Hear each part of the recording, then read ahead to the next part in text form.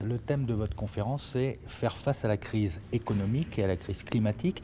Est-ce que ça veut dire qu'il y a un lien entre les deux crises? Bien, il se trouve que l'Europe, depuis une vingtaine d'années, avait pris un certain leadership pour promouvoir une énergie qui respecte l'environnement et qui émette moins de gaz carbonique, moins de gaz à effet de serre.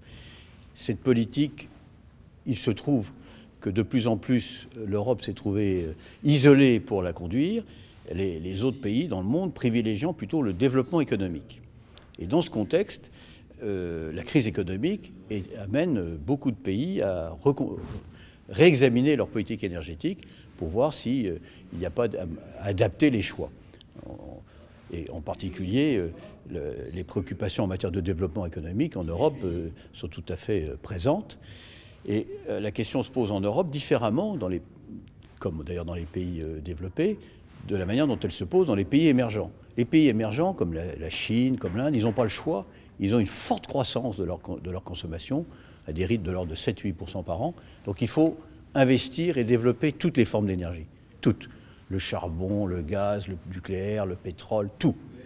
L'Europe et les pays OCDE n'ont plus besoin de construire de nouvelles capacités.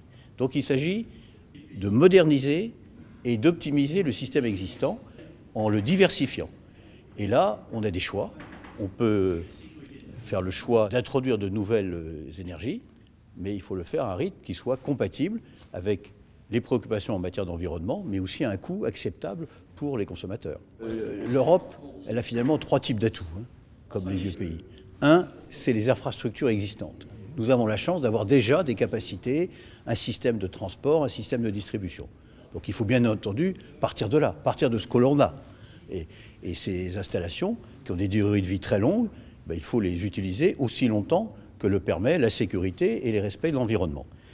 Deuxième atout, l'Europe, les pays développés, ils ont des idées, ils ont des technologies, ils ont des compétences. Donc on peut développer de nouvelles technologies. C'est vrai dans le domaine des énergies renouvelables, c'est vrai dans le domaine des économies d'énergie. Il y a des techniques qui permettent d'économiser l'énergie à des coûts compétitifs. Puis troisièmement, on a quelques ressources naturelles. Il faut les utiliser de la façon la plus judicieuse à la fois sur le plan économique et sur le long terme. Nous avons en Europe des réserves de pétrole, de gaz, de charbon, d'hydraulique. Apparemment, il semble qu'on ait du gaz de schiste. Donc toutes ces réserves, il faut les utiliser au mieux et bien entendu avec des technologies qui respectent la sécurité et l'environnement.